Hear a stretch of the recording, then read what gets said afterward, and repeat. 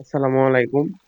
আমরা সকলেই জানি এখন যেহেতু ভাদ্র মাস চলতেছে, এই সময় প্রায় আবহাওয়া অনেকখানি নরম থাকে এবং এই সময় যে ফসলগুলো আমরা চাষ করি, এই ফসলে প্রায় পানি সেচ ব্যবস্থা না লাগার সম্ভাবনা অনেকখানি বেশি। আপনারা লক্ষ্য করলে দেখতে পারবেন যে ধানের জমিতে কোনো প্রকার পানি নেই এবং কি ঘাস জন্মে গিয়েছে, চারিদিকে শুষ্ক। যেহেতু এই সময়টাতে পানি হওয়ার কথা, সেই হিসাবে পানি কিন্তু হয় না এবং জমির অবস্থা অনেকখানি খারাপ। কৃষক তার জমিতে সার প্রয়োগ করতে ব্যর্থ পানির অভাবে।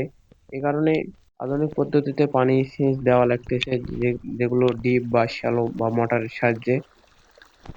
যে ভাদ্র মাসে যে রকম লক্ষণ তা প্রায় না থাকায়, যেহেতু কয়েকদিন যাবত অনেক তাপদাহ এবং পানি কোনো নাগালি নেই বৃষ্টির, আশা করি কৃষকরা লাভবান হবে।